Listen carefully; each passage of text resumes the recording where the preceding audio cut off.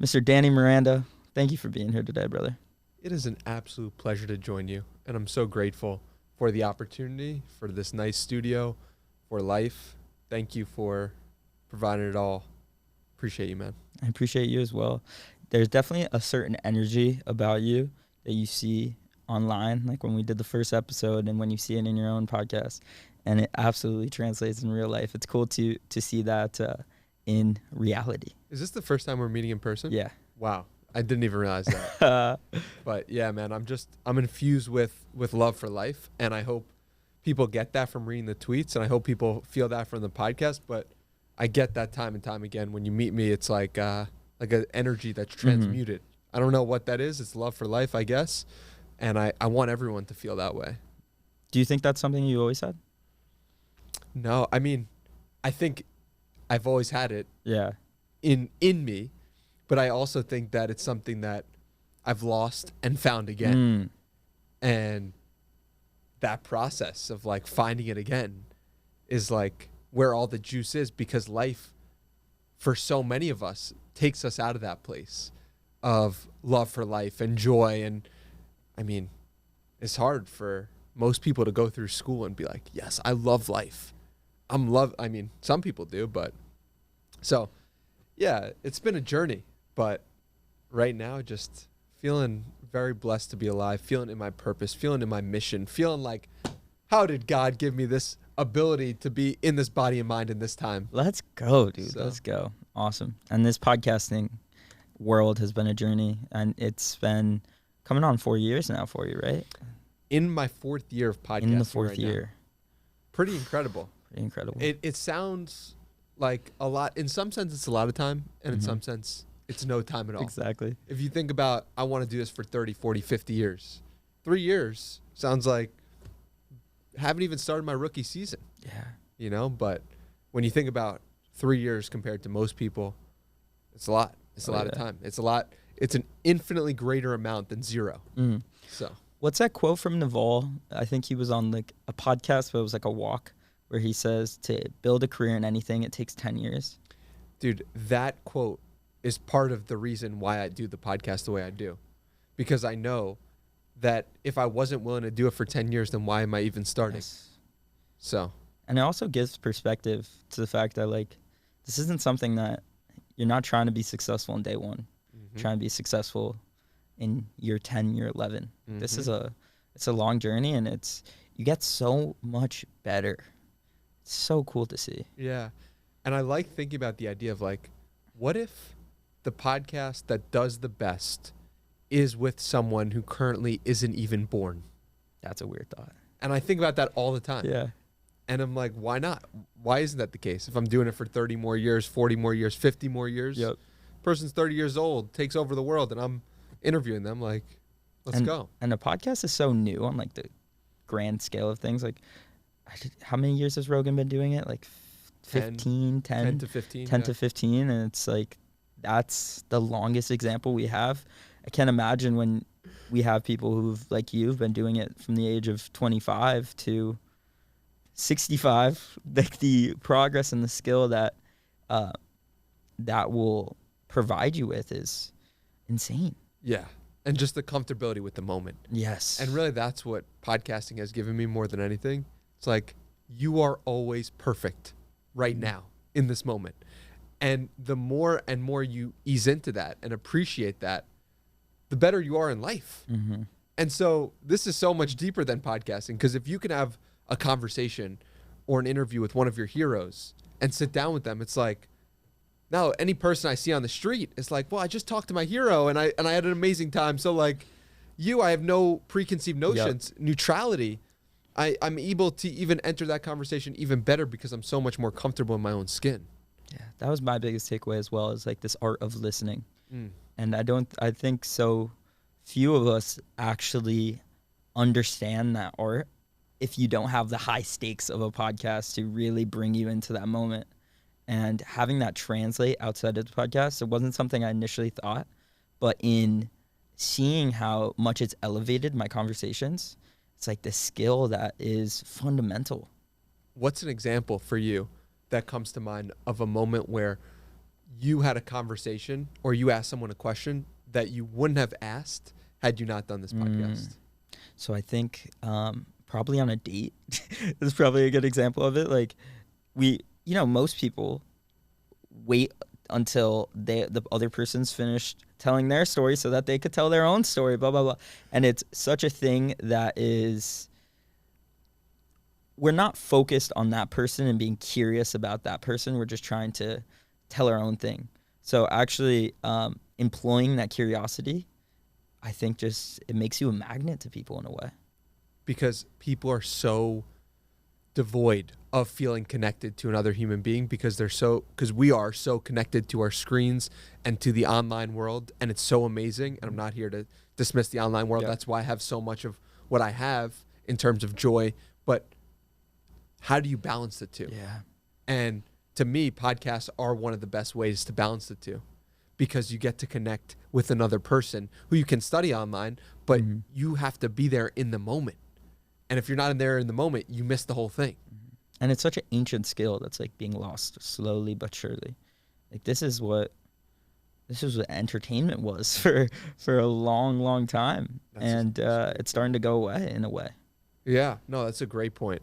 That storytelling is the most Lindy of all the things that we do on a day-to-day. It's like, how do we pass the time? We tell stories. And we learn about other people's stories. And what's so fascinating about doing this, as I'm sure you've understood, how many episodes have you done? This is 86. 86 episodes. You were 32 the first time you came on. Wow. 32 and 86. Yep. Unbelievable. What you learn from doing this 86 times is like everyone's got a story. And if they don't have a story, it's because you're not interested enough in it. Or you're not asking the right questions to unlock it. And that to me has been so remarkable to understand and to build other people and realize and help them see the beautiful story that they're unfolding in front of their life, whether it's a podcast guest or just a regular person on the street. So if you were going to go back and have a conversation with Danny Miranda on day one of podcasting, do you think it would be a lot like the stuff we've already talked about of these meta skills, or would there be some tactical things as well that you'd like to tell them? I think I understood inherently that the learnings from the process were going to be greater than anything I could even imagine. And that if I were to follow my own curiosity, joy, and energy, which was having conversations with people, that would lead to learnings, things that I couldn't expect, and places that I couldn't expect when I first started. So I guess the biggest thing that I would tell myself if I was just getting started is like, you don't even know how amazing life can be. You don't even know the richness of what you're about to experience, because when you learn questions, when you learn how to really be with someone, you get a whole new presence and joy for life that you didn't have before. And I had that to some extent, but it just got refined in a way that I think it can get refined with all of us. And I think over the next 10 years, it'll get refined within me even more. So I think that's what I would tell myself. It's a meditation, right? What we're doing right now is meditation. And in a way, it's the purest form of meditation. Yeah. Yeah, that I say that all the time, is when I'm interviewing a guest, it's often like I'm holding the mirror up to them so that they could see their own thoughts for 60 minutes or 90 minutes or 2 hours. And that, for some people, is uncomfortable. For some people, that's exciting. For some people, I don't want to go there. For some people, people have all these different reactions to exploring their own thoughts. And what does it mean? And where are we going? And I'll be like, let me take you. We're going to a greater level of awareness. You know, a lot of people say your superpower is research, but I think that is your superpower because, you know, in researching for other episodes I've listened to, you know, most of us have listened to like the top 1.001% of podcasts, but in researching for other guests, you end up seeing that other 99%. And in trying to see what the difference between those two people are, a lot of the time it's making the conversations about themselves, like the host bringing everything, just using it as a sounding board to talk about their own ideas, and they're not listening to the guests, and everything is that almost a mirror in reality where they're waiting for the other person to finish so that they could tell their own story. And I think that encompasses what you've been able to do so well, is not making it about you. It's not about you at all. Yeah. And that's why I thought about changing the name of the podcast. Because I'm like, this is not reflective of what I've created. And I really appreciate what you said about the superpower being about the awareness and the connection with the guest rather than the research, because I think that is actually accurate. And I think that's a subtle point that takes you to listen to the podcast, or understanding that only comes from listening to the podcast. And that it's so true. It's so true. And Steph Smith said it in episode 339. I believe I was sitting right in that chair, and she said the exact same thing. And I felt very humbled when she did. And I really appreciate it, because at the end of the day, anyone can do research, but can anyone really connect with another human being? And I hope everyone can, and I believe everyone can. But the research is the gateway to get to that point, so that we can have enough trust with one another to know we're on the same team. And now let's go to the promised land. The research is a very interesting one, because it was something that, for me, it's been a process of trying to find that middle ground. You know, you do such extensive research. And for me, when I've tried to do those deep dives inspired by you, I've almost been too robotic, or I did too much research where it wasn't organic. And I've always wanted to ask you that, how you're able to stay in the moment and not let your research be crippling, because it so easily can be. Yeah. I think one thing that's really helpful is understanding that I don't have to get to all of it. Yeah. And that I could always go to part 2. I let the conversation develop and the interview develop however is supposed to. Yep. And if that means talking about certain things, then we'll talk about them. If that means going into other areas that I haven't covered in my research, that's great. I figured out the balance by going to both extremes. So for episode 8 with Ed Lattimore, I did 0 research. And I felt at the end of the conversation like something was missing there. Like, I feel like I didn't get the most out of him. He did a great job, but I feel like I was in a place of not giving enough. And then episode 61, Ali Abdal, that was the first time that I interviewed someone with over 1 million subscribers on YouTube, I believe. And or someone I really admired or looked up to a lot. Yep. And so because of that, I did so much research that I wasn't present at all. And so this balance of where's the middle ground? And I found that after doing episode 61, I was like, I did way too much, or wasn't present enough with the research that I did. I think if I had done the same amount of research today with Ali that I did back then, I would be able to trust myself more. A lot of this comes down to trusting yourself. Do you trust yourself enough to say the next thing? Do you trust yourself enough to give this person experience? If yes, then you don't need to cling to the research. But in that moment, I didn't trust myself enough. So what you're saying is, in that moment where you do all that research, we have a tendency, or at least you do when you first getting started, to want to stick to the script of these notes you have in front of you instead of just going with what feels natural, is what you're saying? That was my experience. That's interesting. I mean, I think it makes sense. I'm looking at these notes here in front of me. We haven't said one thing, and it's been a great conversation. We've been going on for a few minutes now, but that presence is so important. I think at the core of being a good podcaster, that is what it is. And I know you've experimented with meditation a lot. Do you think that meditation has allowed you to be better in that realm? Yes, absolutely. And I would replace the word podcaster. The presence allows me to be a great podcaster. I would replace podcaster with person, right? You're absolutely right. The more present you are in a podcast, the better it will be. That's just my experience and what I've felt. But also,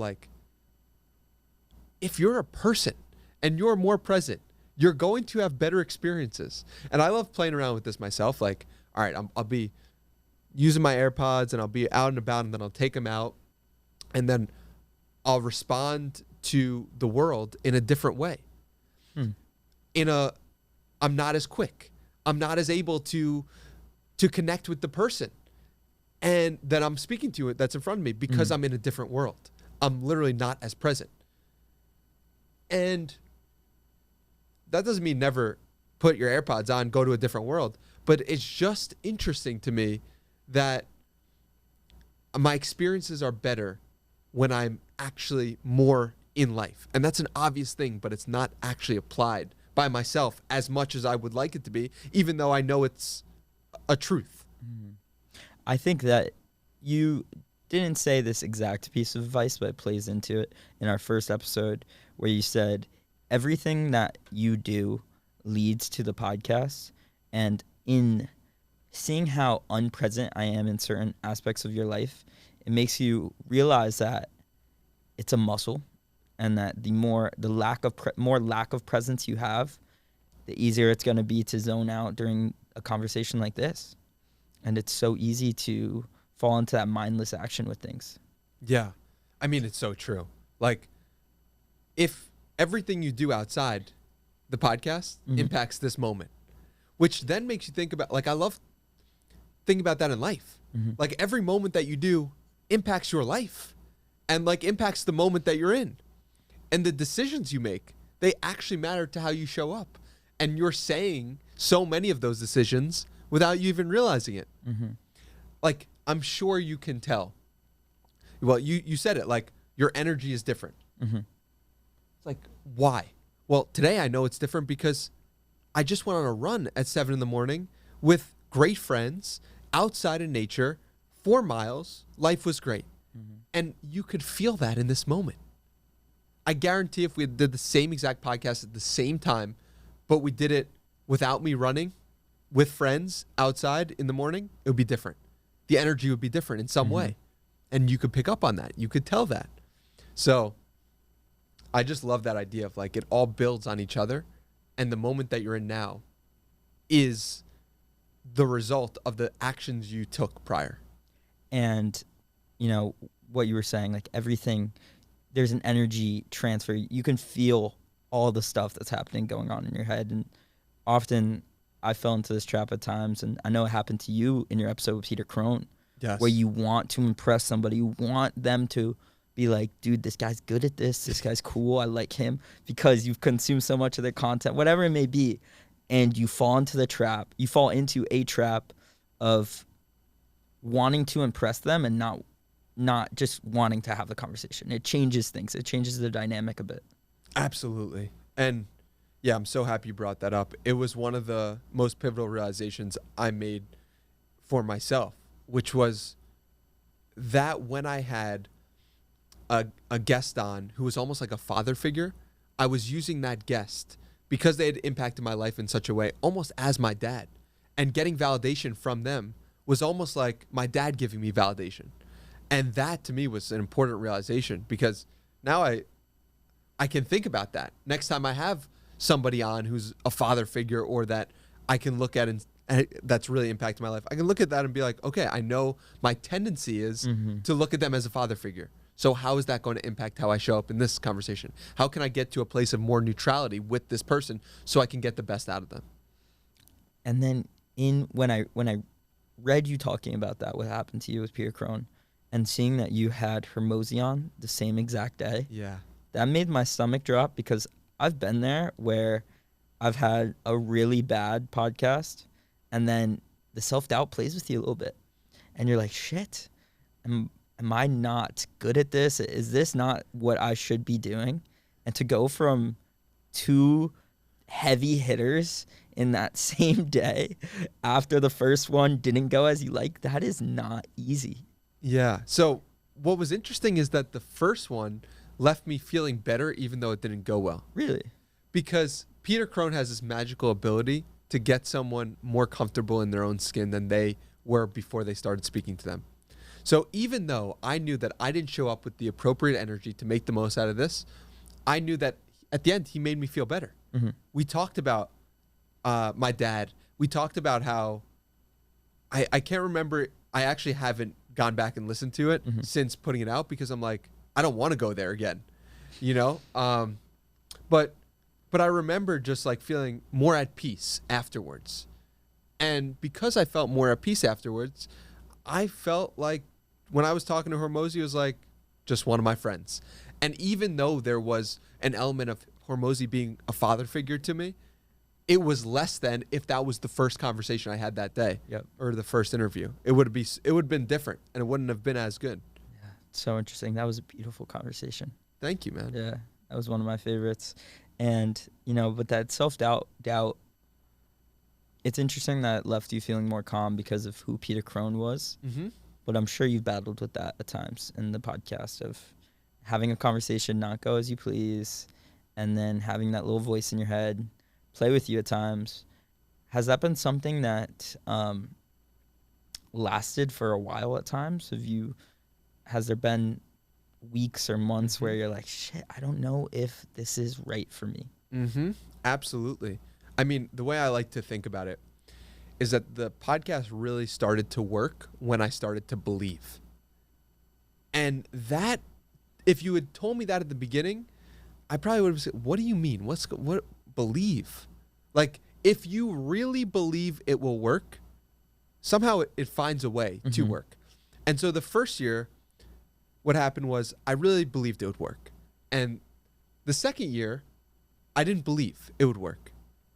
And then the third year, I rebuilt the belief, and more people reflected to me the belief that it was going to work, and that has led to more success.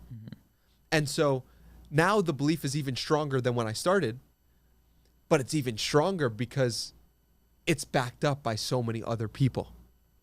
It's undeniable when people say after a podcast, that was amazing. That was incredible. And I knew I had that in me in the beginning, but it wasn't until the potential was actualized enough times and enough people separately said to me, this was an experience that was different, that I actually believe in the third year. And now entering the fourth year, my belief is even stronger. And so the question becomes, do you really believe? Because if not, how do we get to the point of really believing? And if you can't get to the point of really believing, what are you doing it? And what the thing about belief too is that it enables you to work harder. Yes. Because when you believe that the hard work that you're putting in will pay off, then it's not as hard because you know. Yes. And you are completely, it's bigger than you. Think about the person who believes with their child. Like, if they have a child that they need to provide for, they need to believe that whatever they're going to do is going to work. And if they don't, they're going to stop doing that and do something else. And that's why people who are new parents tend to have success in business to levels that they previously hadn't had before. And it's because for the first time ever, they know they need to believe in their thing more, which, like you said, forces the person to work harder. And I want to instill the belief that I have into every person for doing the things that, like, you could, if you're lifting weights, do you really believe you're going to get stronger? If you're running, do you really believe you're going to get faster? Do you really believe you could run a marathon? If you're a podcaster, do you really believe you can be the best podcaster you can be and better than 99% of people, or do it professionally or whatever it is? Like, do you really believe? If not, like, we got to start there. What's going on? Because I know there have been periods of my life where I've believed. I know there's been periods when I haven't. And I know how life feels, and the more color that it has, and the more energy I have, and the more ability to pour into other people. Belief is everything, man. And for those people who don't have that belief, it stems from evidence. You did it so many times, and you had so much evidence that was beginning to stack up, where to the point where that imposter syndrome would have been laughable for an outside person, you know? So for the person that doesn't feel like they have the belief, they need to just keep going, keep stacking wins on each other. Yeah. And I mean, it's hard, right? What comes first, the belief or the ability? Yeah. You know, David Senra, belief comes before ability in every single person that he studies. But Hormozy says you only believe because you have the stack of undeniable proof. Which one is accurate? I don't know. I tend to think more in the David Senra camp of belief comes before ability. I believed I was an incredible podcaster conversationalist before I actually was. Before episode 1, that's why I started. Because I knew I had the potential to be, or that it was filling me with joy. So I believed I could. And I really did, you know? But then I lost it. And when I lost it, I tried to find other ways to make myself happy, or to put the belief in myself. And so it's a remarkable thing. And the understanding, the reflection, like when I zoom out is like, whatever, if you have belief, thank God that you do. And if you don't, like, figure it out. Because if you're doing something without belief, to me, it's not worth doing. What's funny about that is that at a time where I had just done an episode that I didn't love, I saw your tweet, and I was feeling at that time a little bit of a lack of belief. I had saw one of your tweets where it was 0 to 150 episodes is the unknown time, and then 150 to I think 300 is 150 to 250 was when I didn't believe. Yeah, when you didn't believe. And then 250 to 400 was when I started to believe again. Yep. And then I was like, oh shit, man, I've done 80 something of these. Like, I'm still in this unknown time. Like, I don't have enough perspective to have a lack of, or to think that this won't work yet because I haven't done it enough. Yeah. Yeah, absolutely. And I think that, like, reframing it of understanding you just haven't gone to the gym enough times is very helpful. Of like, okay, you put in 86 workouts, like, you're in great shape. You're in better shape than most people. And that's an incredible thing. But it's like, are you in as good of shape as Joe Rogan? Like, there's no way. You know, he's just done it thousands of times. Are you in as good of shape as Tim Ferriss? Done it hundreds of times, and, you know, hundreds of times that are unrecorded. And I think a lot of times also it's like we only see the things that are recorded. So what we don't have is Rogan's first 30 years of communications.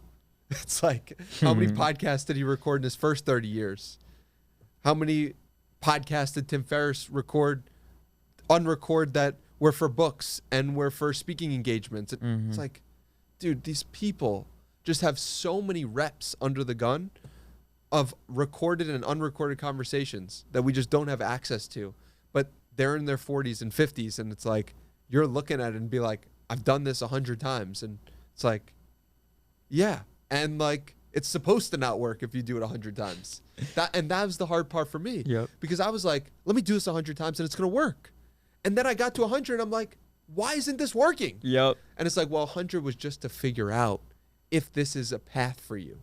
100 is just to ask yourself, am I doing the right thing that's fun for me in the moment that I'm getting better at? If yes, continue. If no, stop. And that's okay too. And it's like, I thought that 100 would make me a professional, and it didn't. It made me understand that I would like to be a professional here. And I always reframe it, like, I've been podcasting for a little over 3 years. It's like, if someone was playing basketball for a little over 3 years, even if they had natural talent to begin, would you expect them to be a pro basketball player? If somebody had been a lawyer, you know, for 3 years, a little over 3 years, would you expect them to be a professional lawyer? They'd be like maybe starting their first year of law after going to law school. And it's like, is that person really ready? Like, maybe in their like third or fourth year of practicing, which would be like 6 years in the game maybe. So reframing expectations for me has been really helpful, and understanding that I'm winning even when I'm losing. It reminds me of my new favorite quote that I first heard on your episode with Hermosi from Michelangelo, which was, if you knew, I'm gonna not say it correctly, but if you knew how much time went into this painting, you'd be a lot less impressed. And I think there's a beauty there in applying it to anything in life. It's like, if you knew how much work it took Joe Rogan to get to that place, you'd be a lot less impressed when you hear that episode. There's a beauty in that. Yeah, that's really well said. And I think what's remarkable is how much of it is hidden. It's remarkable how I just interviewed this woman who did 200 ultra marathons in 200 days in a row. It's like, she'd been running for 26 years. That's the part we see, the 200 and 200 days. But we don't see the 25 years of just running because it was fun. Because that was where her joy was. And yeah, it wasn't always fun. And yeah, there were moments where she didn't want to run and she was like, I hate this. But she ran for 25 years. And then she decided to do this crazy challenge. And now Wall Street Journal's writing about her. The Danny Miranda Podcast is covering her. Like, she's with the best of the best. I'm just messing. But in all seriousness, it's remarkable how we only see the top of the mountain for people who have been in their game for X number of years. And I love to dive into that. Like, what did you learning how to communicate look like? What was you crawling before you were walking? And now you're running, but like, what was the walking period like? Because it really helps reset baseline expectations. How old are you? I'm 23. Yeah, you're 23 years old, talking about deep things, deep truths, asking deep questions to people who are changing the world. And so, like, that's a lot more than I was doing at 23, you know? And not that it's a comparison, but it's just a really cool thing. And it's like, it takes a while. Takes a while. Yeah. And something that you've been doing recently that was probably my favorite part of taking your course was studying the greats. Because it's funny to see how different all these people are. What do you think you took away from going back and really sitting down and saying, looking at the people who have had a lot of success in this game of communication? Yeah. To me, that was my favorite part. I'm so happy. That's funny. Yeah. So it's funny that was the part that really hit you too.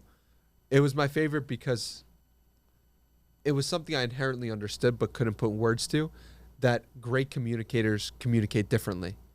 And that you need to, I need to study them all in order to really understand the way that I'm supposed to do it. And I learned that you could be really researched like Tim Ferriss does, or you could be completely in the moment like Larry King. Yep. And both of those are correct. And both of those are winning. But you have to figure out, like, what does winning look like for you? What is your style that really works? And so, and I like random things also really hit me, like Oprah and her touch. Like, I started touching people a lot more after that. Do you not?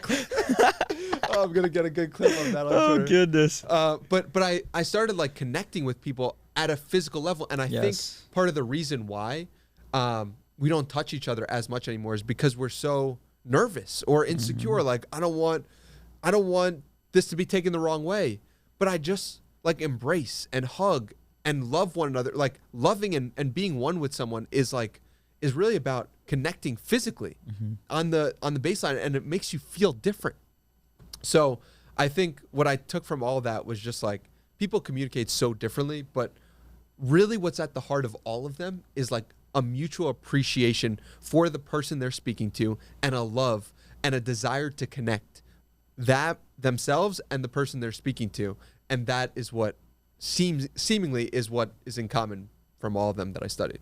It's funny you bring up the touch, because you gave me a huge hug when we walked in, and it puts you at ease. It's like, he's excited to be here. It makes me even more excited to be here, knowing that you're excited to be here. There's definitely something there that is calming for people. And it's crazy that you took all of that away from just one hug, right? Yes. Like, we say so much without even saying anything. And I think it's remarkable how, particularly intuitive people, but just people in general, how intuitive we really are, and how much information you're giving off, regardless of whether you're saying anything or not. And a lot of it is unconscious. Yeah. So that's really cool. Do you think that's one of the beauties of doing in-person episodes, is like you're able to see this more non-verbal stuff? It definitely brings out a different, like the conversation's different when you're on Zoom versus in person. Is it that nonverbal stuff, you think? Definitely. And just like seeing someone's legs, seeing their arms, seeing how they communicate, just there's so much going on that we don't have access to over Zoom. What's your breakdown of how many Zoom conversations versus in person, roughly? I think this is my 5th in person, so about 80 remote. Wow. And so what do you think the biggest difference is? There's a more of a flow in person. I'm quicker to make statements versus questions in person. I feel more comfortable knowing that, like, if I just make a statement right now, I can see in Danny if he's ready to respond to that, or if he needs a question to prompt something else, you know? it's interesting. So I think it's the flow more than anything else. What about you? Yeah, I think the ability to interject in small ways is not something that you really can do over Zoom or virtual, but that in person you can make a quick statement that yes would not have happened virtually. Mm-hmm. And that yes makes us feel like we're more on the same page and more connected. So it's funny how that little the thing connection there. That's different. Interesting. How have you approached getting guests to do in person? And like, there's a lot of coordination there that has to take place. Yeah. I mean, there definitely is coordination.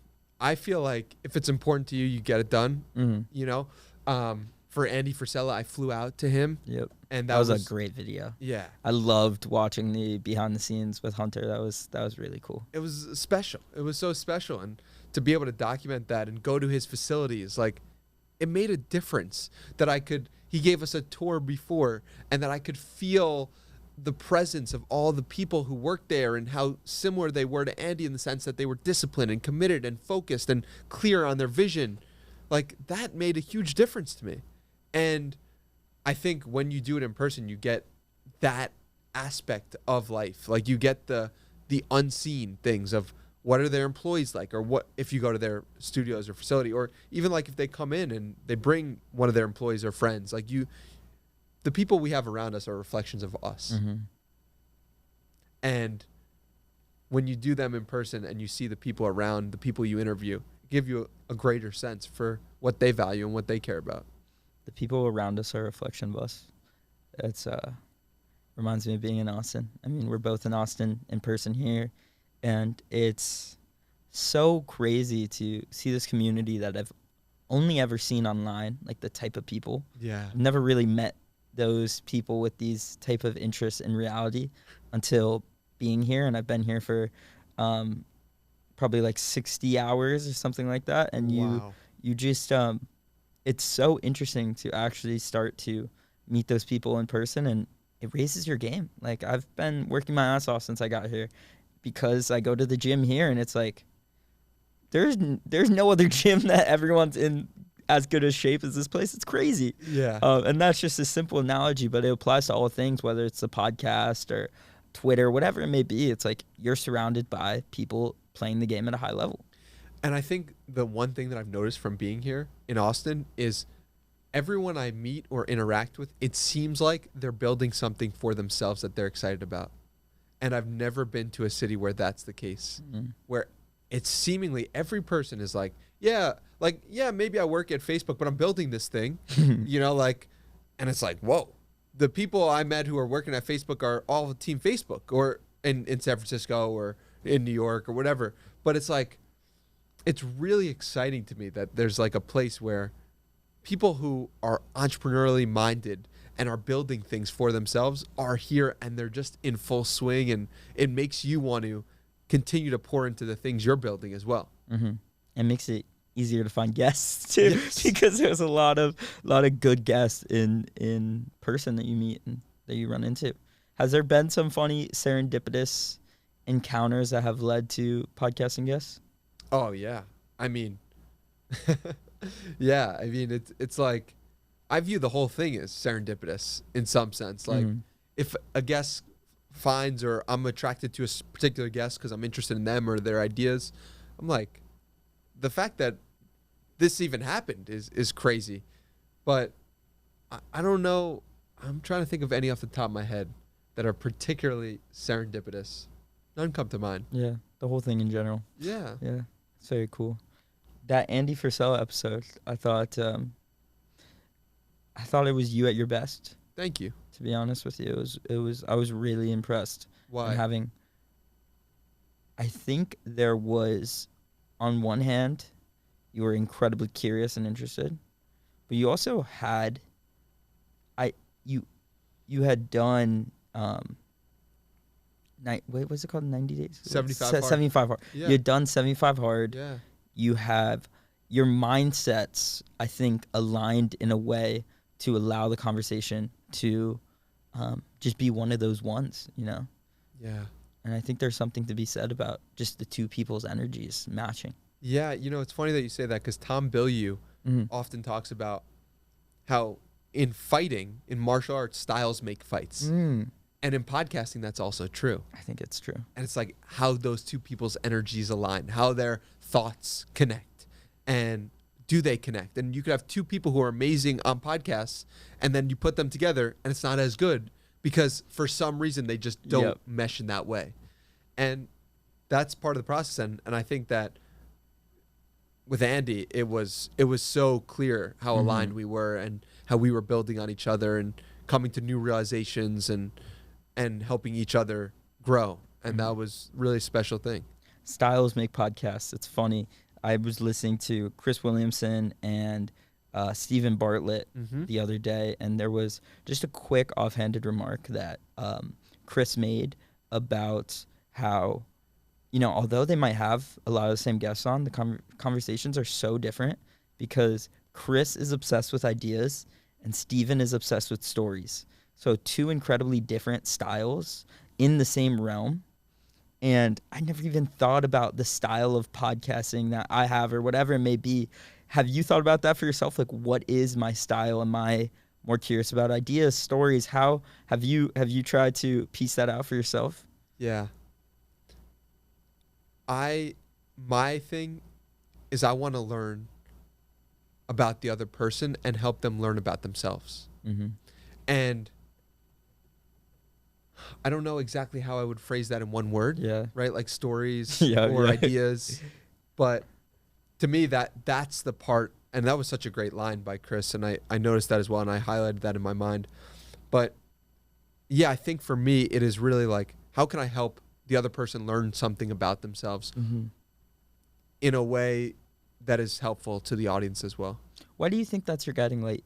Because it doesn't seem clear on the outside that would be something, from a podcasting perspective, that would be someone's thing that they're trying to accomplish. Yeah. I think it's because there's a deep part inside of me that's like a therapist, and there's another part that's a journalist. And so I'm like balancing these two in that I'm trying to tell the story of the person, but I'm also trying to really understand them and help them understand themselves and try to show them potentially the places where they're blocked or they can grow through my own questions or through their own answers. And so, yeah, to me, that's the thing that I love doing. I can talk about ideas, but to me, and ideas are exciting, but they're exciting to the extent that they help show the other person who they really are. Part therapist, part journalist. What a cool way to put it. You just had that therapist on who interviewed Andrew Tate. Yes. It's in my bookmarks to listen. But was there any particular takeaways from? You've had a few therapists on the podcast, right? But it seems like they bring a particular sense of clarity of thought that other people don't have. Yeah, that's a good perspective. David Sutcliffe, he's a great guy. Austin as well. You should have him on. He is. We met once before we recorded, and it was just me asking him questions like, "How do you do this?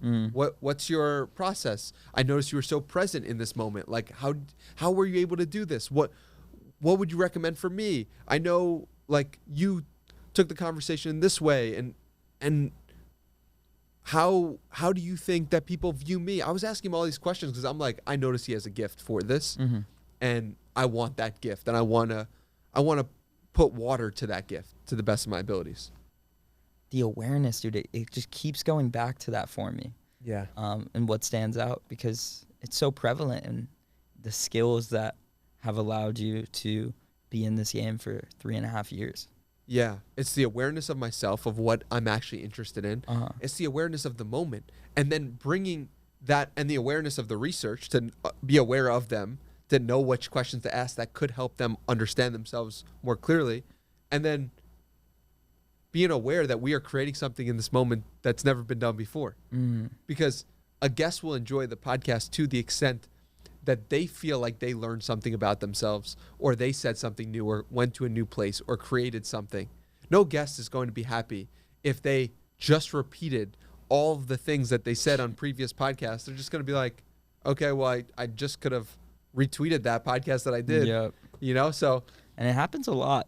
It happens a lot if you listen to certain episodes of different shows. It was something funny it's funny you bring that up, because I had never thought about that until I had maybe only a few months ago saw that you had Chris Williamson on way back in the day. And I went back episode 96 and I had listened to it, and you had made Chris had made a comment talking about how you don't want to reinvent the wheel. Like, you want to allow people to, you don't want to make every episode so unique in the fact that if they have something that they are very well versed in or that you think is amazing that they say on a different show, you don't want to just throw that away because they had already said it. And it was like, that's interesting. Like, there's something to be said there about not repeating what somebody else has said, but allowing yourself to bring it back up in conversation. Absolutely. Well, I mean, it's like, if that's their zone of genius, how do you get their zone of genius into a light that maybe they haven't even considered before?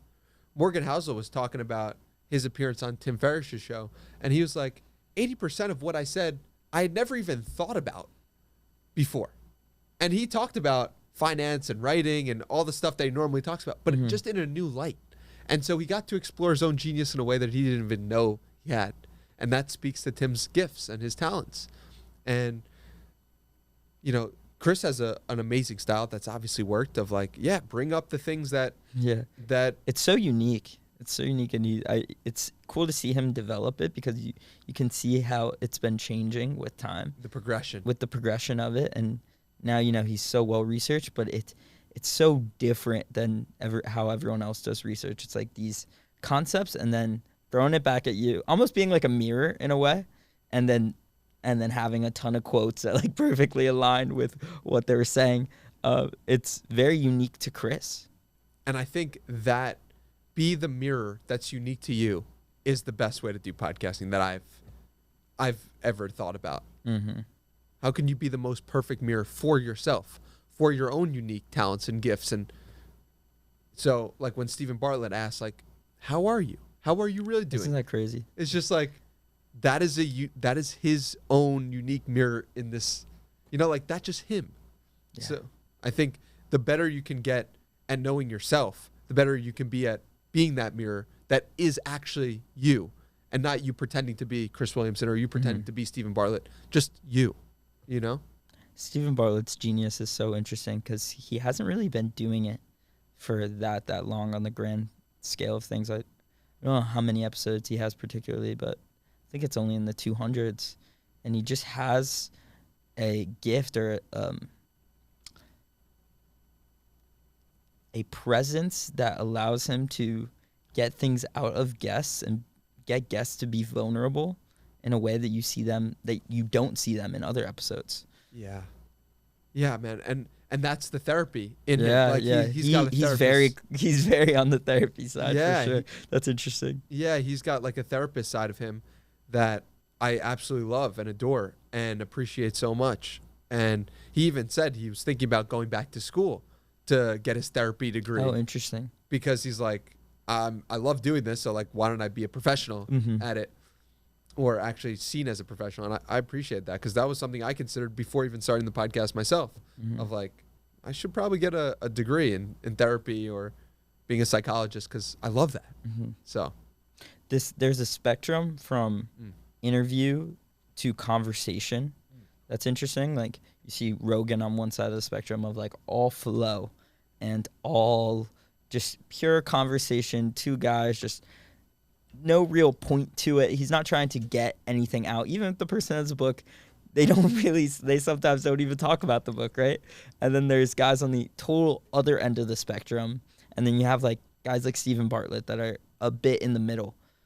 How do you think podcasters, particularly people who are at the start of their journey, how do you think they should weigh those things and develop that sense of awareness to understand where on that spectrum they are?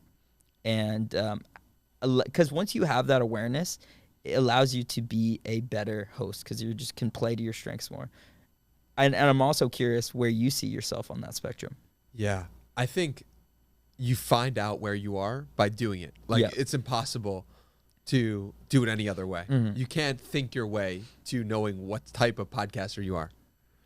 So that's the first thing. I figured out from the reps, from doing episode 8 with no research to episode 61, so much research, and figuring out where I am in the middle.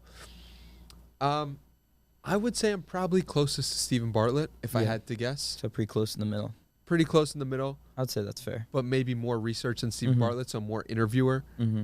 But I don't know. I feel like it's also developing. Yeah. I'm young in Absolutely. the game. Yeah. 28 in the game for three years and some change. So let's go, man. Yeah. Something you've been really honing in on this year is like YouTube, and this the marketing side of podcasting is interesting, because one, it takes a while to grow to be good at the act, and then it also takes a while to understand what to do to grow the show. Yeah. So when it comes to that growing of the show, what do you see as the biggest lever? Is it YouTube? Yeah, I think so. I think YouTube's the biggest place for growth right now for a podcaster.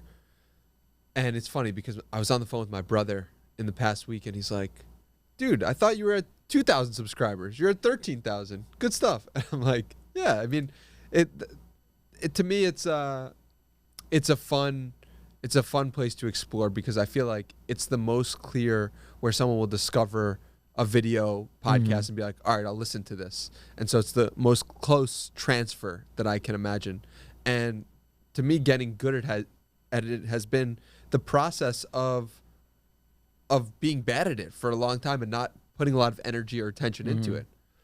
And now that I'm putting more energy and attention into it, I'm like noticing little things that I otherwise wouldn't notice. Like, for example, I didn't notice for like 3 years that the clips that do the best are when the guest is mid-sentence in the thumbnail.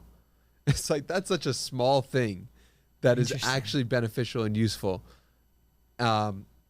Or just like having a consistent framing for the guest and like where their face is on the thumbnail, or how many characters in the title make for the best episodes for the most click-through rate. And then like should you put the podcast after, like I put the Danny Miranda Podcast and the number after the episode because I tested it and that performs better. So like I used TubeBuddy.com to run. I think I've ran probably like 100 tests over the past 2 months, 3 months. And so I'm testing things all the time, and I'm getting better at learning what exactly is working and what's not and why. And so, yeah, you get better at things you focus your attention on. And I've put my attention on YouTube and growing pretty well. I mean, long way to go, but I'm happy with the progress so far. So for someone first getting started in that YouTube realm, what would be the biggest things of focus to allow them? Because there's the thumbnails, there's the titles, there's description, timestamps.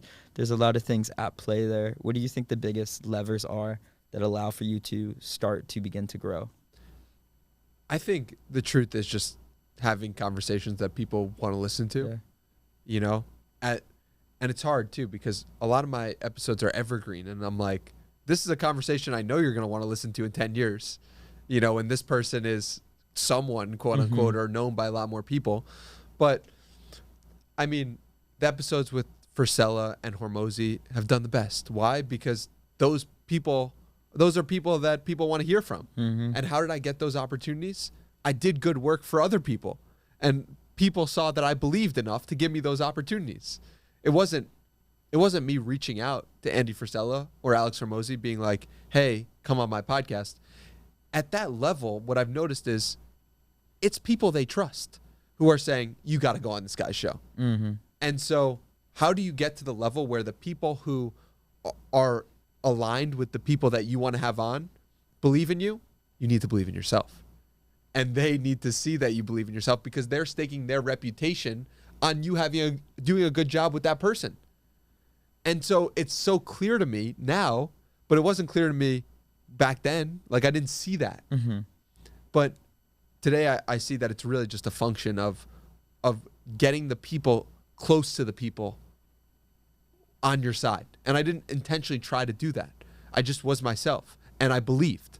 And that got other people to believe too. And that got other people excited about the vision and the mission that I was putting out as well. And so it's got to be bigger than yourself. It's got to be something you actually believe in. It's got to be something that you're putting your heart and soul into. Because imagine the world in which Alex Hormozi's on the podcast and his employee said, yo, you got to go on this podcast.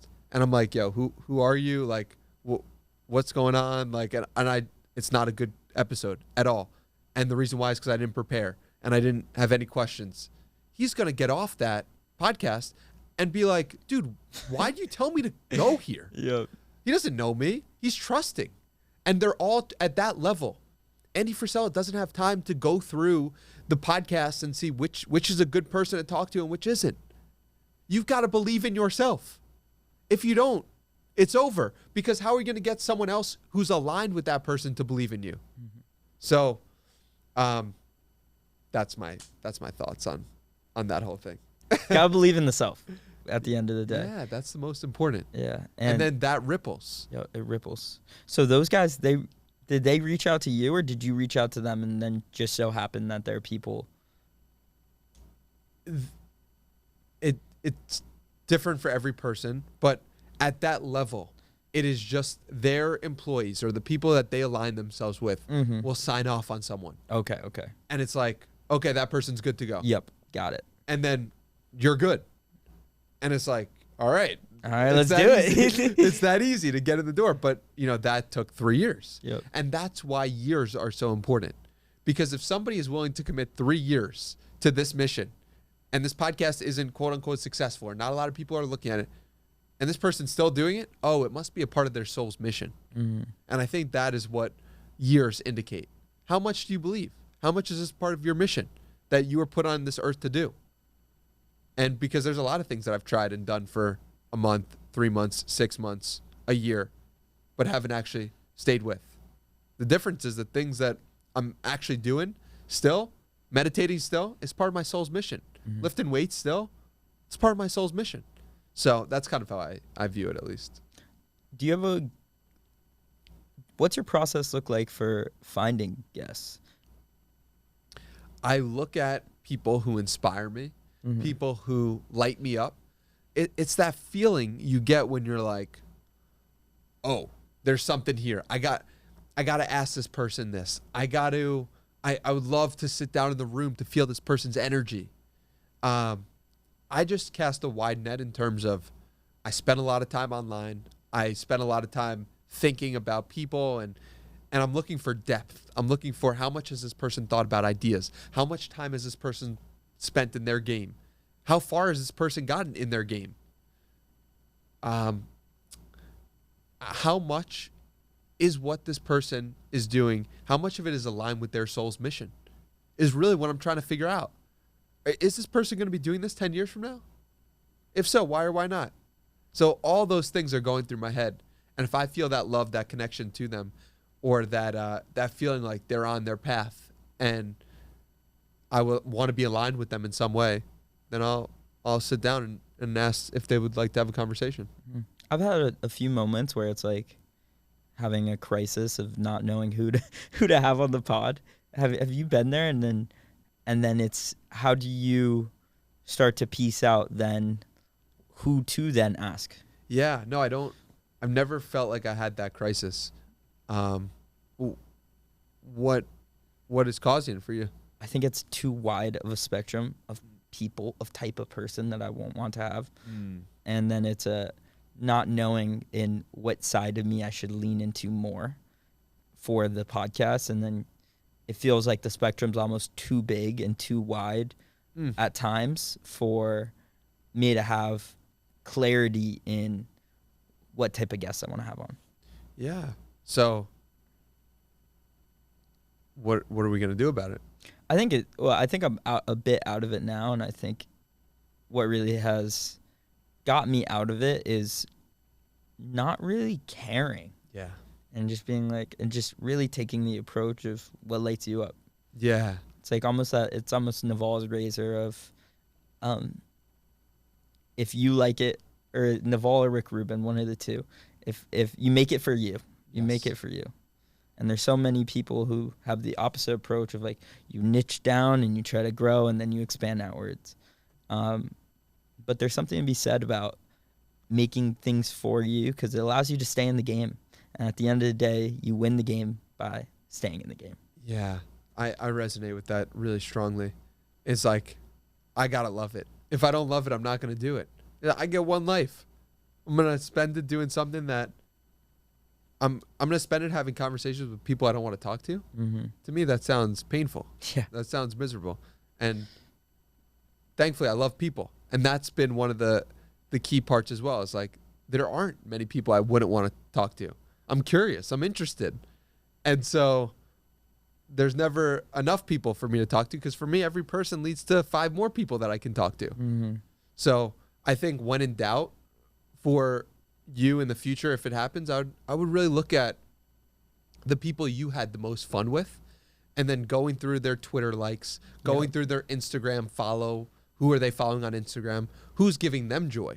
If that person brought you joy, they're getting that joy from somewhere else that's slightly connected to them. Ingenious. It's perfect. It makes great sense. Yeah. I think so much of life is the network of people who we are connected to. Mm. And that's what doing the podcast has really lit up for me, of each person has their own friends and partners and people they rely on. And if you could find out who's connected to who, you have a clear picture of the world as it is unfolding. And then you start to realize like, oh, I'm in one of these networks. I'm in this network. Oh my God, I'm in this one. Yeah. And and that's why I love doing so many episodes. I post Monday, Wednesday, and Friday because I'm in the flow of information and people in a way that most people aren't, right? And that is exciting because now if Kevin Bacon's in everyone's network. You know, Kevin Bacon is 6 degrees of separation. Everyone is connected to Kevin Bacon in some way. Mm-hmm. And so, to me, I love the fact that I can be involved in all these networks, that I can be a part of the flow of information in my own little world because it makes me feel connected. When we feel connected, we feel at peace. And when we feel at peace, we're in presence. And when we're present, we have the best conversations. The world shrinks. It's bizarre. Yes. I had went to Arizona a few weeks ago, and it was like, just because of the podcast, I hung out with 4 people who, if I just went and didn't have this world of podcasting, I would have never met. And then I come to Austin, and it's the same type of thing. The world shrinks, and it's like that 6 degrees of separation turns into like 2 degrees of separation with almost everybody. It's absurd. Yeah, I cannot say enough. Like, the benefits that you get are so much beyond the view count that I think in this medium in particular, it's like you get to explore someone's soul. That's how I view it. And when you do that, you get a deeper connection with them than we would get if we just had coffee for 2 hours potentially, or if we just had a workout, or if you like, there's so many benefits of connecting with somebody's soul in a deep way for an hour, 2 hours, unstructured or structured, that gives you so much more depth to the person than you otherwise would get, which allows you to connect deeper with them and connects deeper with the people they're connected to as well. The network effect is one of the biggest unforeseen benefits of podcasting. What do you think some of those other ones are that we haven't discussed today? Because we have really covered how this art of podcasting translates to your own life. And I think that's kind of the underlying message of this episode so far. Do you think there's some that we haven't discussed? I would say ability to ask questions, ability to listen, we talked about. To help people out. Like, you can help out people by giving them more information about themselves or just speaking. Like, how many people go to a therapist and they're like, oh, wow, I feel so much better just because I said all this. And so that's a huge part as well. Like, one part that's been amazing for me in being in Austin is like, people will come up to me, be like, yo, dude, I listened to the podcast. That's something that I wasn't like expecting or that's been incredible about. It's like, wow. There are people who who actually listen. Yep. This is cool. And one of the things on that topic that you said in our first episode that I didn't realize is that when you do a show that is geared toward growth-oriented people, those type of people that your show attracts, especially in the early stages before it's like this mainstream thing, are people who are killing it in life and are also aligned with you. Yeah. And so those people that are coming up to you in the street are all people cool. you actually want to hang out with. Dude, every person who's come up to me has been cool and that I would grab coffee with. Yeah. And that's like, when you look at the person that you are attracting and that person you could imagine as a friend, you know you're doing something right. That's interesting. The worst place to be is when you're creating content and the people that are coming back are people you don't want to associate with. That's how you know you're doing something wrong. So to me, I'm so excited by it being early and small and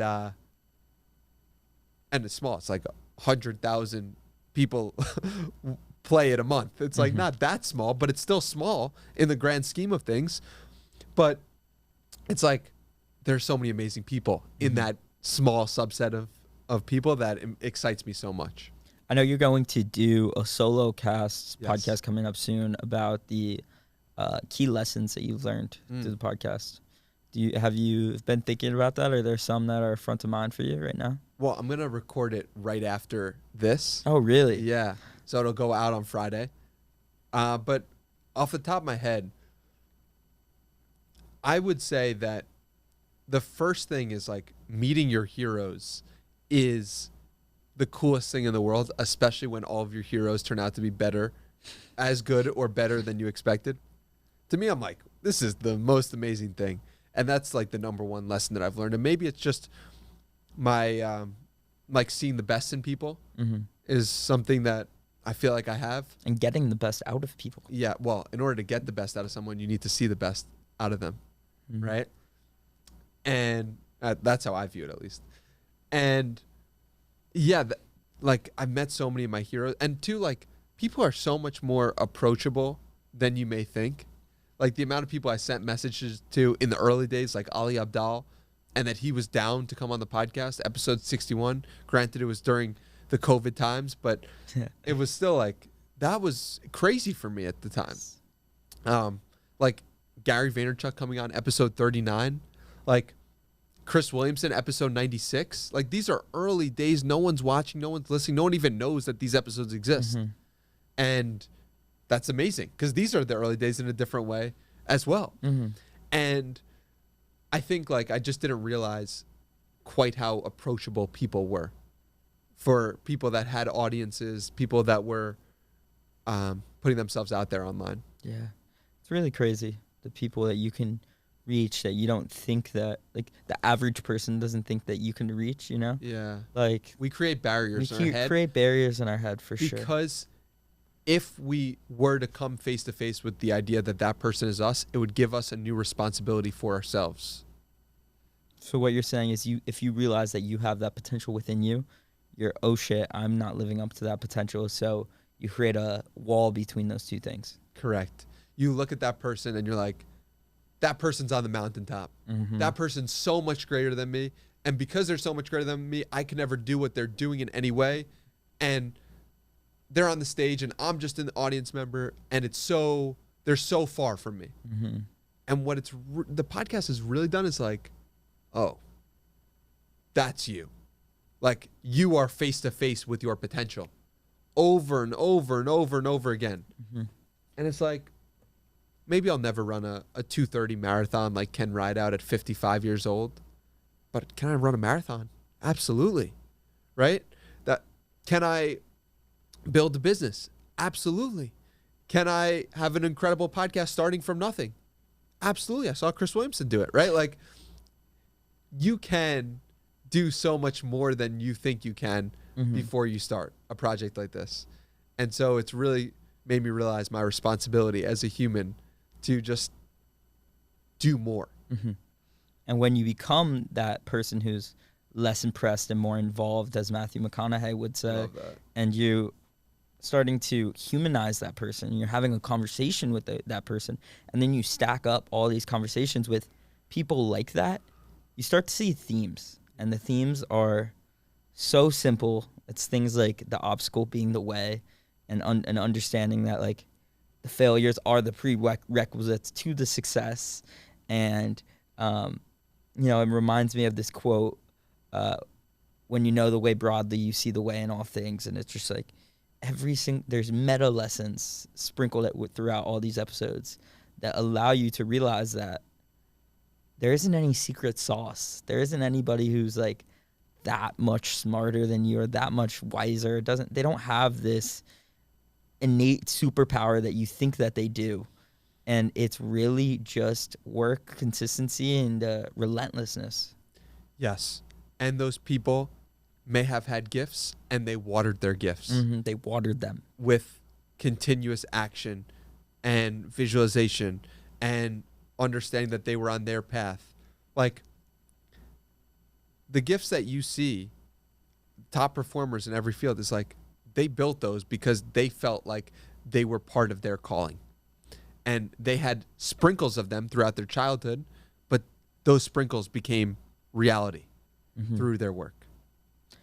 So for that person who is thinking about starting the podcast, and you mentioned there, like, for those people, they see it as a part of their calling. Yeah. Like these skills that they're developing.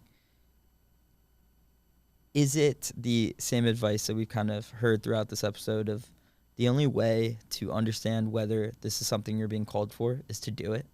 Do you think that's the only way to understand whether this path of podcasting or even trying to do something different than the conventional path is for you? The only way to figure that out is to do it yourself? Yeah, or just think about it for the next 50 years. Like, you just think. Where do you end up? Right? You could think about it, which a lot of people might be inclined to do, or you can take a step. And you know you're taking a step if it's uncomfortable. I didn't want to put out video of myself. It was uncomfortable for me to put a video, which is so funny looking back. But like, Gary Vaynerchuk agreed to come on the podcast, episode 39. And I'm like, all right, I guess I got to do video for this. And that stepped me into a new reality. That's a scary one, especially episode 39. Like, I'm thinking back, and you're just, there's things you want to edit that you can't edit when there's video. That is for sure. Yeah. And it's scary. It's scary. Yeah, and to be at peace with like this new chapter. And it's like, when you become someone different, you understand that you are killing the old version of yourself that you were comfortable with because you lived as that person for some time. But change is inevitable, and you're going to change. But are you going to change to be the person that you are excited to be? And it's remarkable, man. You know, you're just looking back on, like, I think what happens is like the level of what you accept for yourself just keeps on rising, and your bar for quality just keeps on rising. And amazing.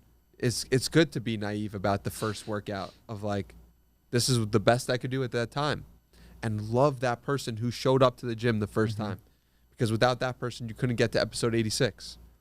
But yeah, it's an exciting thing. Starting something new is a special time, and like, take that energy and realize that you can be what I am, or you can be what Rogan is if you just do the same amount of work that Rogan does, right? Like, that to me is like the unlock. Like, you can be a runner if you run every day.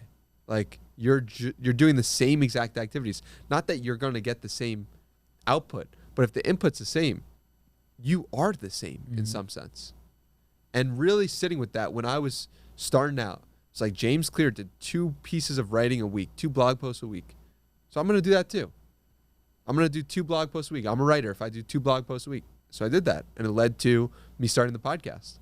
So if you're in that, 0 to 1 stage and you're listening to this, it's like, you're capable. How much work are you going to put in to be the person you want to be? That's the question. There's this guy, David McRaney, who came on the podcast in like the 30s or 40s, and I asked him what advice he'd give his 21-year-old self, and he quoted someone else, And the advice was, find something that requires you to become. And I love that so much, because the person, to do anything great, the person that you are right now, you have to outgrow that person. And, you know, it's the beauty of podcasting and the beauty of doing anything hard, that the person you are today isn't the person that can do that thing, and you have to build that person up. But it's doable. It's within your grasp in most cases. Yeah. And is the work that you're putting in today something you're excited to become if you were to play it out 10 years? That's a great razor for understanding the progress you're making. Yeah. Wow. Yeah. Because the actions that you do today are the habits that form into the person and identity you will become. So if you consistently do that thing that you are doing right now over and over and over and over and over again, are you excited to be that person, or are you not? Because a lot of people want the idea of being a podcaster and talking to all these cool people and doing all these great conversations, but they don't want to do the actions of a podcaster, which is understandable, you know, and respectable. And I love the idea of being a professional basketball player, but I also know, one, I don't have the gifts to do it, and I don't, even if professional wasn't my desire and I just wanted to be the best basketball player I could, I know I don't actually want to do the actions that it would require of the gym nonstop, the hours and hours and hours and hours, and the ice baths. And it's like, I'd rather do what I want on my own time, playing hoops every now and then. I'd rather be an amateur at basketball. And so I think that choosing our amateur and choosing our pro is really important to think about.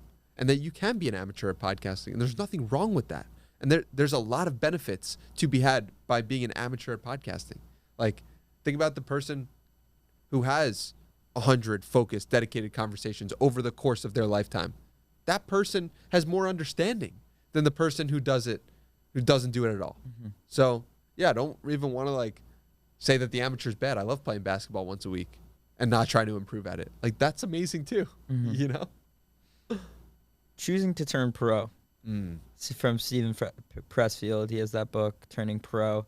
And it's a very interesting concept, because if you think about outside of professional sports, there's so few people who turn pro with their life to become great at this thing. Like, you look at a professional athlete and their diet, nutrition, sleep, their life is organized in a way to have success in this one realm. And there's so few, next to nobody, who maybe some professional guitarists or singers, but there's very few people that organize their life in a way to be a professional at this one thing. Have you decided to turn pro? When was that you said, okay, I'm going to design my life in a way to be great at this thing? I think the third year of the podcast was that, but I think even more broadly. Was it conscious? Yes. But even more, it was the fourth year. Like, in August, I went to a retreat, like, by myself, cabin in the woods, for the second time. I did that in August of 2020, and that's where I decided, like, I love podcasting. I want to talk to 100 people. Like, these are the people I want to talk to. I can't wait for this. This is going to be so exciting. And that created the most true version of my life, which is the podcast. The most true thing that I've ever done came from me going away for 5 days without technology. So I said, I should do this again. So in August of 2023, I go back, and this time I didn't have I didn't post any episodes the week that I went away. And I was like, I need to go deeper on this. Like, yes, I'm a pro at podcasting. Yes, I've done, but if I was really a pro, I wouldn't miss any days. I wouldn't miss anything. And I'm going to take this to a new level. Like, I already am committed. I already believe. And what would it look like if I really believed? And what would it look like if I really committed? And then the thumbnails start to improve. And then everything starts to take another level. And then it's like, well, it's because I had Hormozion, and it's because I really believe that it starts to increase. That's been, 3 months? Yeah. And it's like, these 3 months have been so enjoyable, so difficult in a good way, that has made me feel better. And I've improved so much. And it's like, it's because I've recommitted to the task at hand. And I'm constantly, I hope the version of myself that watches this back 5 years from now, when I'm 33, looks at like, you were recommitting then, like you had no idea what was coming in the best way. So. Has it been easy to understand what you should invest your time into versus what you should invest your money into when it comes to, like, do I invest my time into learning how to create thumbnails in short form and all this stuff, or do I invest my money into that? Yeah. I mean, for me, basically all my money has gone back into the podcast. Yeah. I mean, if you want it to be what you want it to do, it has to be, right? Yeah. So, and all of my time feels like it goes into the podcast because how I show up outside the podcast is how the podcast will turn out. Mm-hmm.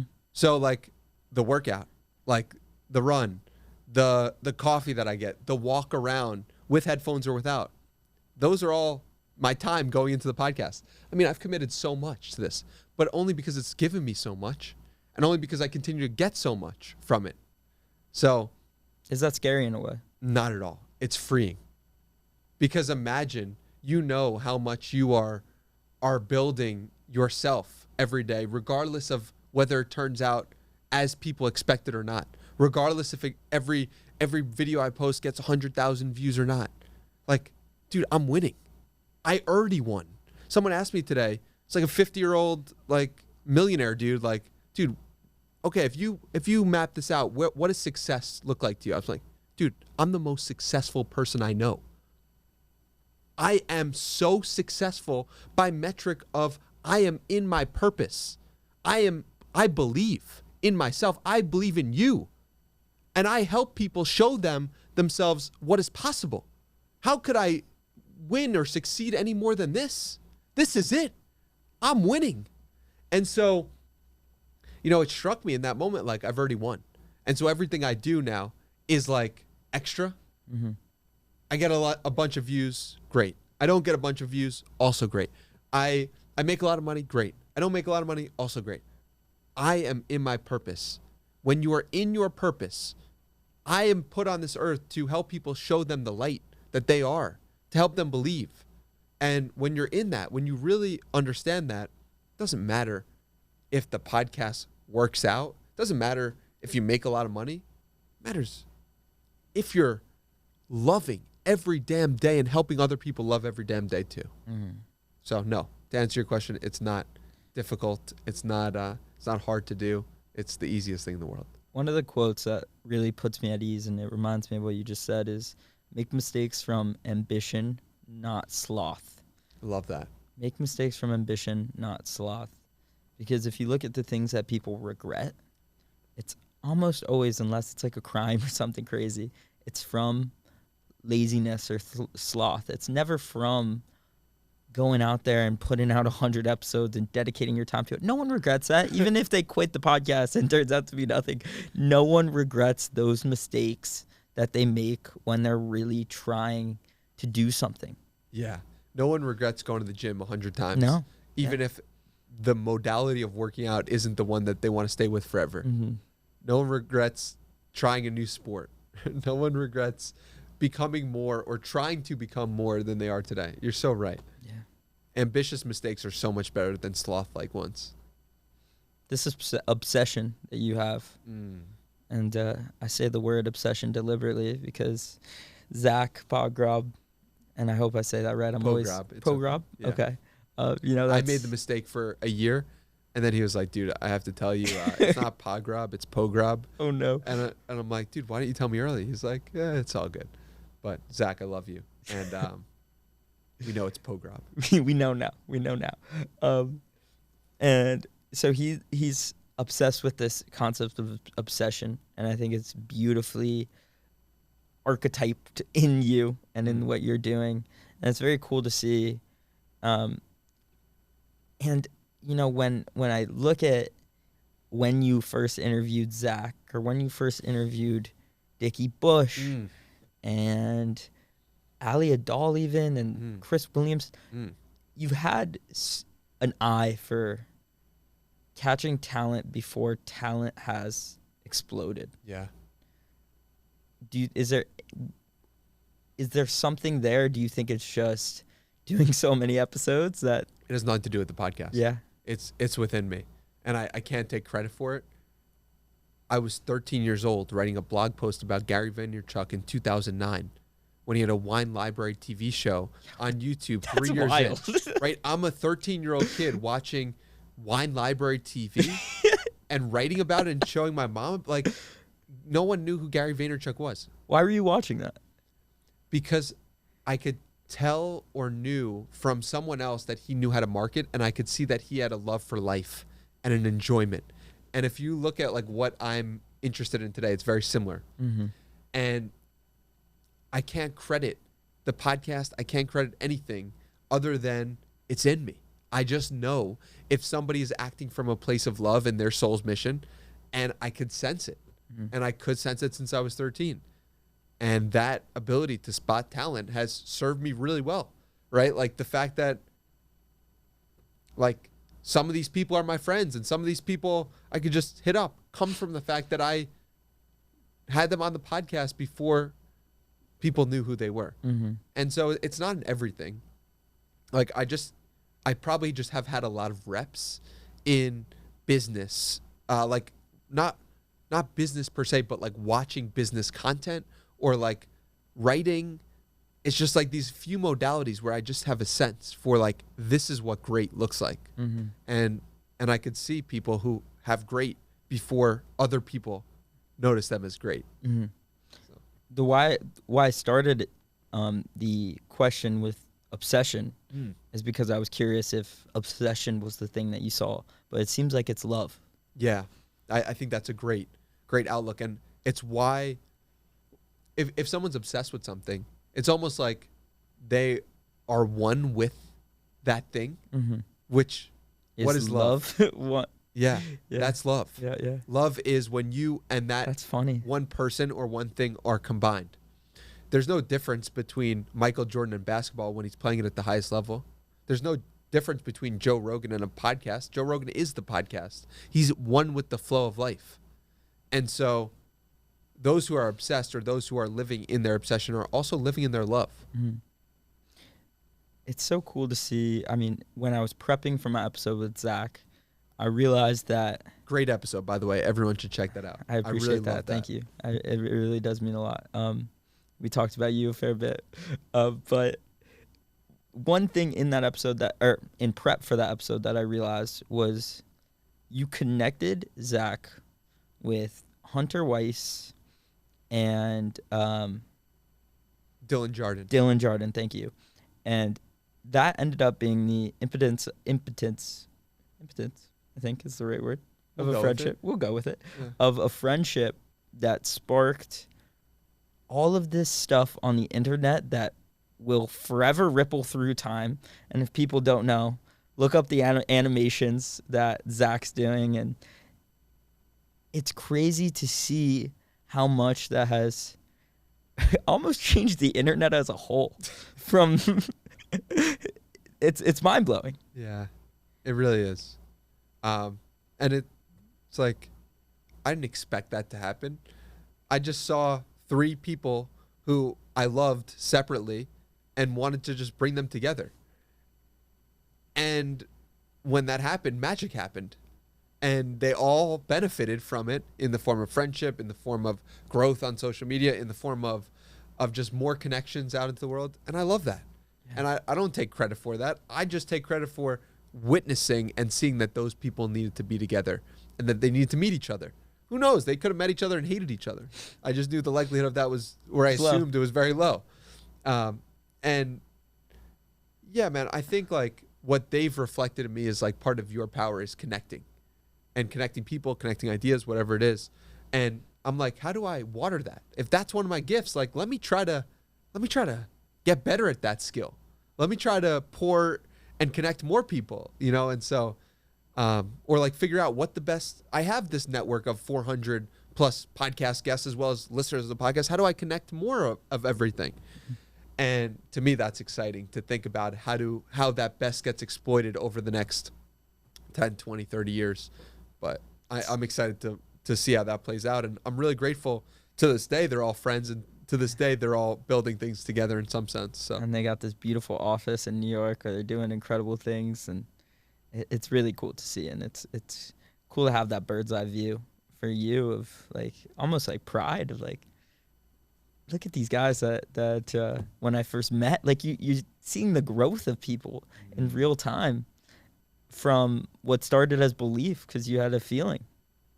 Yeah, that's really well said. And I just remember feeling such warmth that like they went together, they built things together, and that they're still friends to this day. Like to me, that fills me with so much warmth and so much joy. And the fact that we put different things in the group chat of different ideas and different should I try this? Should I try that? They tell me ideas for the podcast. Danny, why are you doing this? You should be doing that. And we each hold each other accountable to a higher standard. And that is very exciting.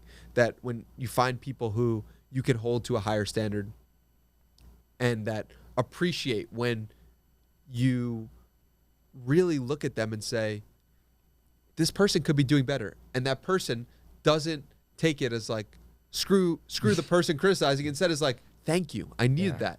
Keep holding me to that standard. To me, that nothing is more valuable than that. And I'm so grateful to have that in Hunter, Dylan, and Zach. That standard that like your friends hold you to, it's almost rare to find those people. And would you say now that your friends and the people you spend most of your time with have come from the podcast? Oh, 1,000%.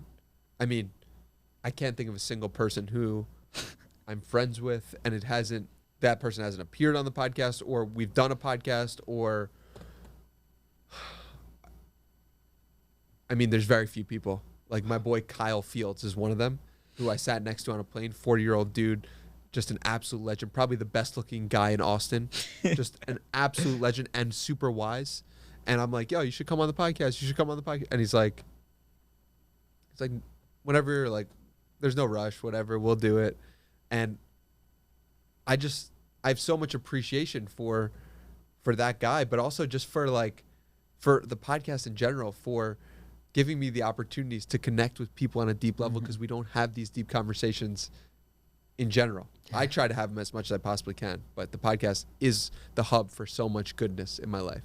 So with having so many friends now in your life that either are creators or people just in that world, how has that upped your game?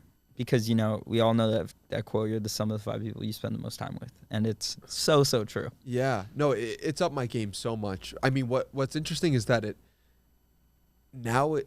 it's like I have so many friends that it's like, how do I pour into people as true. Much as I want to when there's so many?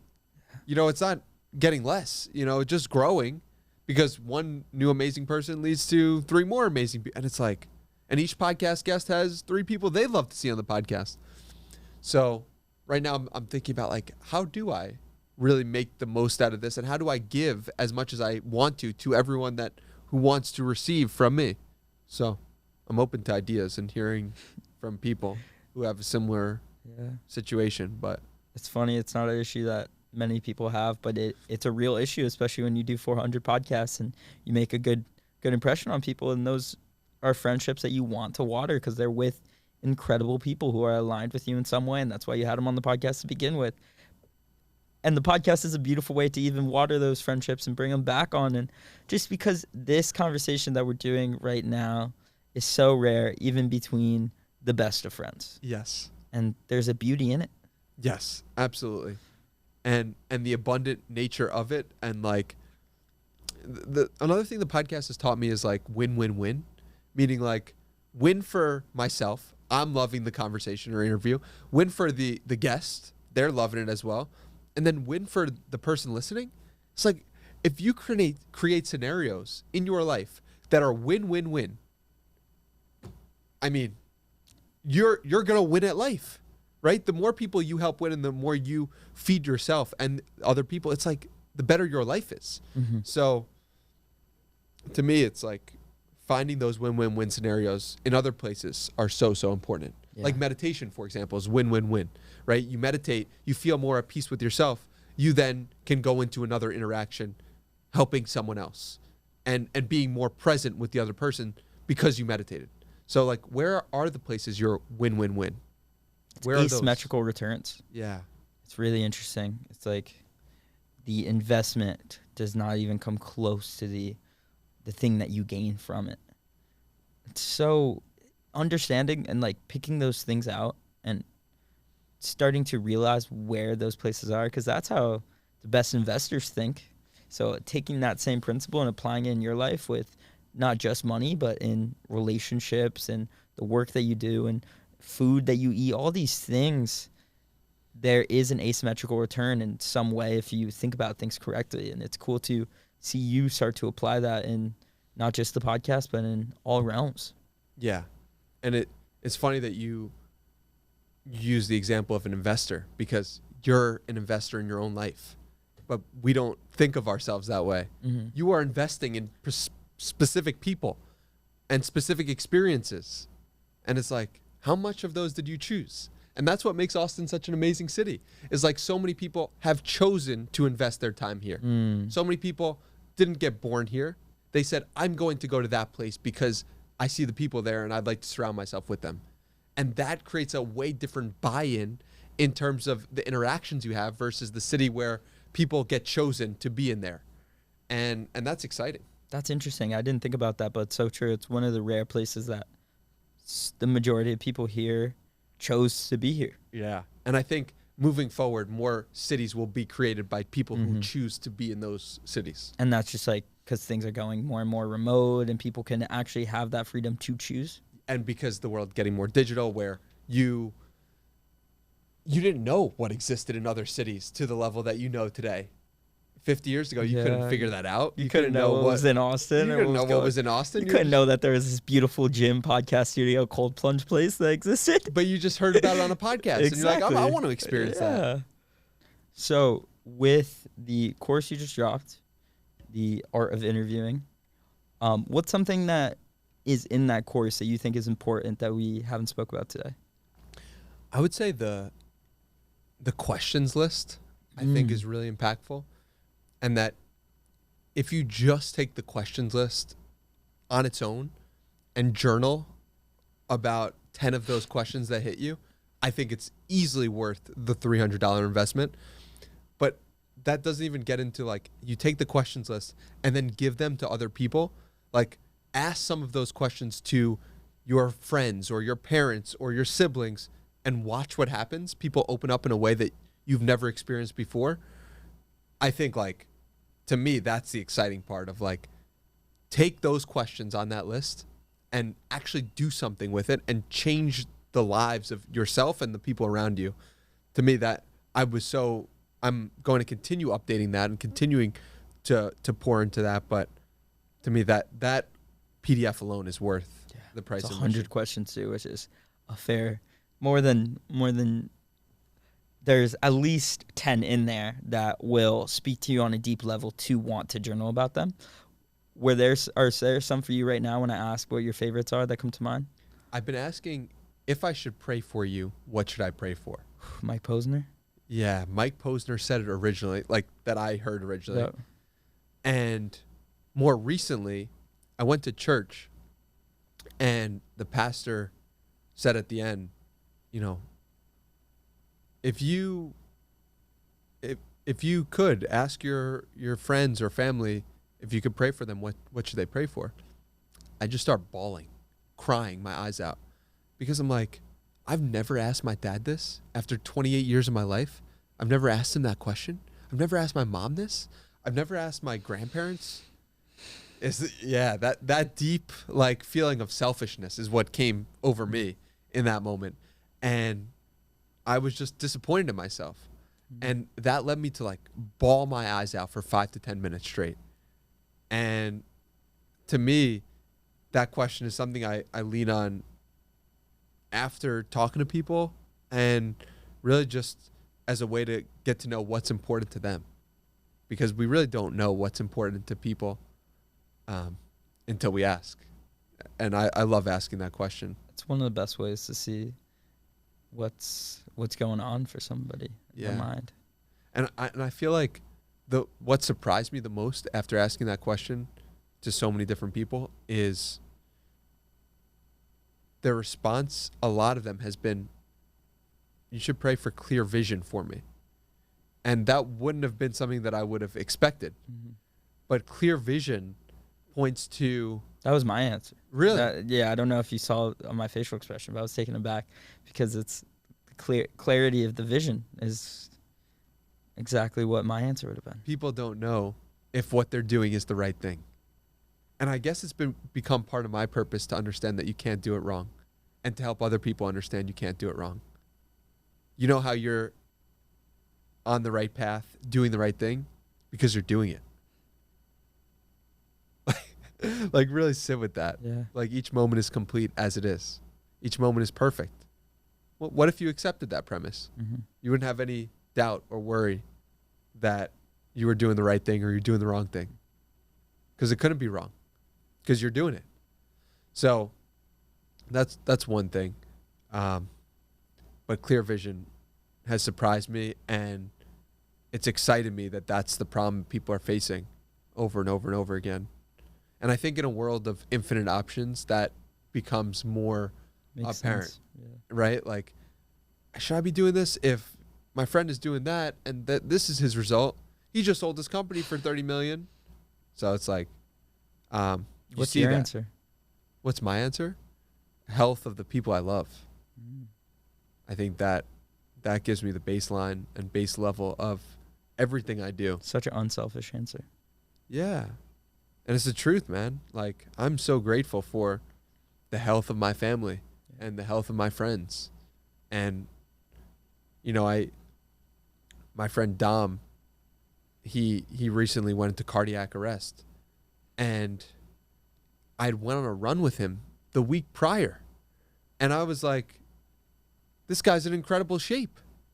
And I come out of that retreat that we talked about, and he's like, I'm in a hospital bed and I almost died.